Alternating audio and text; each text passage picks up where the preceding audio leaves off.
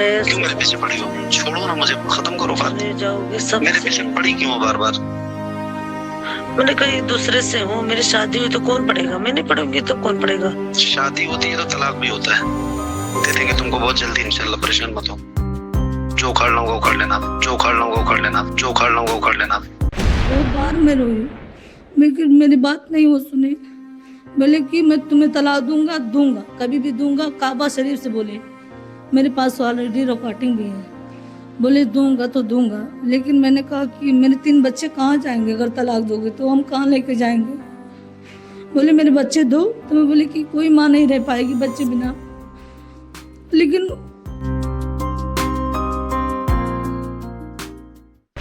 फैजी साहब, शर्म आनी चाहिए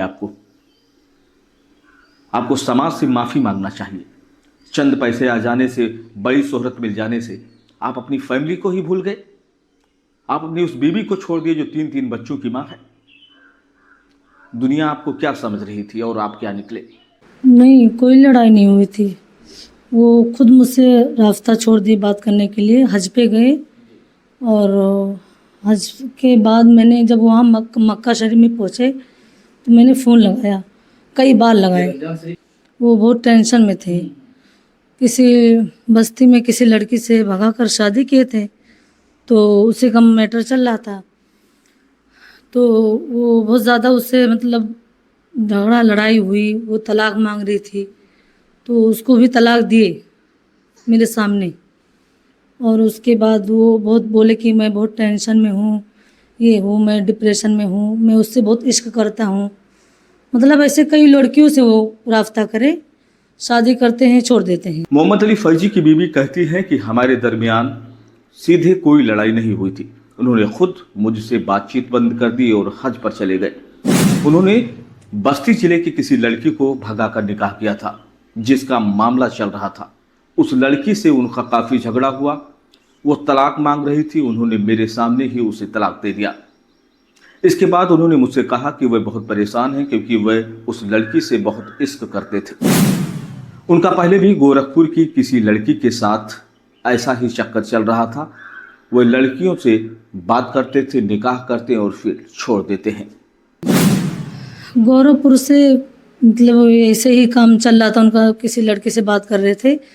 तो मतलब मैं बहुत परेशान हुई, उनको बहुत समझाई ये बात मत करो। 2 बच्चे थे मेरे, एक लड़की लड़का। उसके बाद उन्होंने धमकी मुझे दिया, अगर तुम ऐसे करोगे, मुझे टॉर्चर करोगे तो मैं तुम्हें तलाक दूंगा। तो मतलब मैं बहुत ज़्यादा मुझे टॉर्चर किए। उसके बाद जब मैं फिर बहुत ज़्यादा टेंशन में आई तो फिर केस किया। केस करने के बाद फिर मुझसे वो माफ़ी मांगने लगे और बोले कि ऐसा ख़त्म कर दो शमा, मैं तुम्हें माफ़ कर दूँ। मदीने की कसम भी खाए कि मैं तुम्हें कभी कुछ नहीं कहूँगा और तुम ये ख़त्म कर दो। मैंने वो ख़त्म कर दिया केस। उसके बाद फिर किसी लड़की से राब्ता किए, बस्ती की एक लड़की है कोई, उसको भगाकर शादी उदी किए। उसमें कई लोग हैं उसमें अहमदुल फत्ता भी है, फ़तेह मोहम्मद भी है। मतलब मैं जिसको जानती हूँ वो ये दोनों तीनों मिलकर मेरा घर तो सब लोगों ने बिगाड़ दिया। लेकिन अहमदुल फत्ता ने निकाह उसी ने पढ़ा है और फ़तेह मोहम्मद जो है वो चैनल चला रहा है शहबाजिया, वो उनका दाहिना हाथ है। जो करता कहता है कि मोहम्मद अली की बात मैं किसी से नहीं कहता हूँ, वो मेरे भाई हैं, मैं किसी से बता नहीं सकता। हालांकि वही घर बिगाड़ा मेरा। दोस्तों, आपकी जानकारी के लिए बता दें कि मोहम्मद अली फैजी की इस शर्मनाक हरकत ने सिर्फ एक बेगुनाह बीवी का दिल नहीं दुखाया, बल्कि पूरे समाज को हिलाकर रख दिया है। सबसे बड़ा अफसोस इस बात का है कि ऐसे चंद गुमराह और पेशेवर लोगों की वजह से आज कौम के उन सच्चे, नेक और बाइज्जत नात-ख्वां, बुलंद खतीबों वाले बेमिसाल नकीबों और जानिसार आलिमों को भी लोग गलत और शक की निगाहों से देखने लगे हैं। मोहम्मद अली की अम्मी और फ़तेह मोहम्मद, अहमदुल फत्ता, ये सब मिलकर साजिश रचे मेरे साथ। मुझे कुछ नहीं पता था, मैं इससे एकदम वो थी। लेकिन जब बीच में जब उम्रा करके आए, रमज़ान शरीफ की बात हुई, जब उम्रा करके आए तो मदीना गए थे, फिर भी मुझसे बात नहीं, इतना तक नहीं कहा कि मैं मदीना जा रहा हूँ, मुझसे सलाम तक नहीं किए। मार पीट, मुझे कुछ तकलीफ़ थी गले में तो चले गए वो। कोई बात नहीं, मैं रो रो के अपने घर में बैठी थी। उसके बाद मेरा गला बहुत दर्द हुआ था, ऑपरेशन के लिए मुझे लखनऊ भेजने के लिए कह रहे थे, लेकिन नहीं गई। उसके बाद उन्होंने हमसे बात नहीं की। फिर मैं घर पे आ गई, उनको सुनी कि मैं वो मदीने से आ रहे हैं, मदीना शरीफ से, तो मैं घर पे गई। घर पे गई तो बोले कि क्यों आई। मैंने कुछ नहीं कहा। वो ऊपर गए, लेटे, खाए पिए। उसके बाद नहीं बोले। ईद आ गई, फिर भी नहीं बोले। ईद की जब नमाज़ पढ़ के आए तो थोड़ा मतलब बात हुई। उसके बाद बोले कि मैं जा रहा हूँ सोने। किसी बच्चे से तो कोई ताल्लुक़ मोहब्बत कुछ नहीं।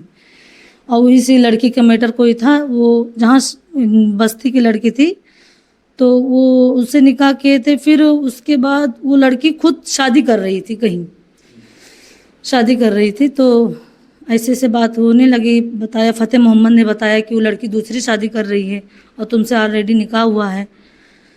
तो वो मतलब वो टेंशन में हुए। 24 तारीख को गए, दिन में उससे पूछताछ की, उसको मारे। उसके बाद उसको बस मामला बाज गया। उसके बाद लड़की ने मुझे फ़ोन किया कि मोहम्मद अली ने मुझसे ज़बरदस्ती शादी कर रहे हैं मुझसे, और शादी का अगर उनको बचा लो, उनका मतलब बहुत कुछ मुझसे बात बताई। मैंने उनको फ़ोन लगाई कि ऐसे लड़की ने बात मुझसे कर रही थी, क्या बात है, कोई मैटर है। बोले नहीं, तुमको आऊँगा तब बताऊँगा। उसके बाद आए, बोले मैं उससे शादी किया हूँ। फिर मतलब वो लड़की बहुत ज़िद की कि मुझे तलाक दो, तलाक दो। हालांकि वो मुझे मेरे सामने ही तलाक दिए, उसको तलाक दे दिए। उसके बाद बीच में कोई फ़ोटो वायरल हुई थी, गोरखपुर की कोई लड़की थी, पहले वाली लड़की। हाँ, तो वो जब वायरल होने लगा तो उसके बाद मेरे भाई मुझे टॉर्चर करने लगे, अगर नहीं कहोगे तो तुम्हें छोड़ दूँगा, अपने घर वाले को छोड़ो। मतलब बहुत से बातें की। मैंने भैया से फ़ोन में बात की, भैया ऐसे से कह दो। उन्होंने कवर किया बोल के। मैं भैया से बात करके बताई सारी बातें, तो भैया बोले ठीक है मैं कह दूँगा, इसमें क्या है। हालांकि मेरा भाई कवर किया कि मेरी बहन है, और हमारे साथ बहुत ज़्यादा इन्होंने अत्याचार किए, बहुत मुझे टॉर्चर किए। ये नहीं सोचे। फिर उसके बाद ये सब मैटर चल रहा था, मुझसे बात नहीं कि बोले तुम्हें तलाक दूंगा, धमकी बार बार मुझे दे रहे थे। मैं बोली मेरी कसूर क्या, क्या खता मैंने की, क्या 3 बच्चे को मैं कहाँ ले जाऊंगी। मैं ऐसे से बात करके रोने लगी, उससे बहुत रोई, बहुत बार मैं रोई, लेकिन मेरी बात नहीं वो सुनी। बोले कि मैं तुम्हें तलाक दूंगा, कभी भी दूंगा, काबा शरीफ से बोले। मेरे पास ऑलरेडी रिकॉर्डिंग भी है। बोले दूंगा तो दूंगा, लेकिन मैंने कहा कि मेरे 3 बच्चे कहाँ जाएंगे, अगर तलाक दोगे तो हम कहाँ लेके जाएंगे। बोले मेरे बच्चे दो। तो मैं बोली कि कोई माँ नहीं रह पाएगी बच्चे बिना। लेकिन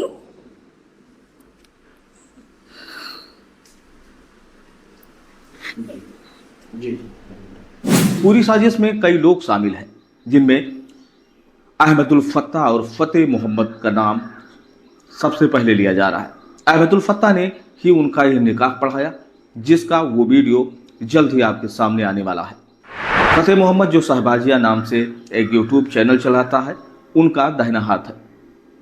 वो कहता है कि मोहम्मद अली की कोई बात किसी से मैं नहीं कहता, वो उसके भाई जैसे हैं। हमारे बहुत ऐसे दोस्त जो हमारे समाचार चैनलों के कमेंट बॉक्स में मोहम्मद अली फैजी की तारीफ़ करते हैं और कहते हैं कि ये झूठ है, ये खबर सही नहीं है। तो मैं उनसे एक सवाल पूछना चाह रहा हूँ कि अगर आपके बहन बेटी के साथ इस तरह की हरकत होती तो क्या आप खामोश होकर घर बैठ जाते? ऐसे लोगों को कब पहचानेंगे जो सफ़ेद लिबास पहनकर बहन बेटियों की इज्जत के साथ खिलवाड़ कर रहे हैं? पैसे आने के बाद किस तरह से इंसान बदल जाता है। जब उसे इज्जत और शोहरत मिलती है तो सबसे पहले अपने ही लोगों को डसता है। मोहम्मद अली फैजी, अगर आपके अंदर थोड़ी भी इंसानियत और शर्म बची है तो आप पूरे समाज से माफ़ी मांगिए, अपनी बीवी से माफ़ी मांगिए, उस रब्बुल आलमीन से माफ़ी मांगिए जिसने हमें और आपको पैदा किया है। क्योंकि अभी तौबा का दरवाज़ा खुला हुआ है और इसे बंद नहीं किया गया है। जिन पैसों के बल पे और जिन ताकतों के बल पे आप गुमान कर रहे हैं, वो ताकत चंद दिनों के लिए है। अभी आपके पास वक्त है कि आप अपनी बीवी और बच्चों को अपने साथ ले लीजिए। जो भी सारे तरीके से नियम और कानून है उनको अपनाकर आप अपनी बीवी को अपने घर ले जाइए और माफ़ी मांगिए दुनिया वालों से, उन लोगों से जिन्होंने आपको एक बहुत बड़ा मंच दिया है, एक बहुत बड़ा मर्तबा दिया है। आपकी ये छोटी सी गलती ना तो आपको जीने देगी और ना ही आपको मरने देगी। बहुत सारे आपके फॉलोअर्स मुझे फ़ोन कर चुके हैं, हमारे चैनल पर फ़ोन कर चुके हैं, हमारे लोगों को फ़ोन कर चुके हैं और लोग पूछ रहे हैं कि क्या वाकई में ये खबर सही है। इस खबर की सच्चाई तो अभी हमने शुरू की है दिखाने के लिए, और मैं बता रहा हूँ कि अगर आप गलत हैं तो दुनिया की कोई ताकत आपको बचा नहीं सकती, क्योंकि आप तीन मासूम बच्चों और एक खातून को आपने धोखा दिया है। आपने उस बीवी को धोखा दिया है जो दिन रात आपके लिए दुआएं मांगती थी। आपने उस बीवी को धोखा दिया दूसरों के लिए, अपनी अय्यासियों को चमकाने के लिए, जो आपके लिए खाने बनाती थी, आपके कपड़े धुलती थी, आपके लिए खुदा से दुआएं मांगती थी, आपके लंबे उम्र के लिए दुआएं मांगती थी। थोड़ी बहुत शर्म अगर बची हो तो अब आप टूब मरिए। एक बात और हम आपको बता दें कि यह खबरों का सिलसिला रुकेगा नहीं।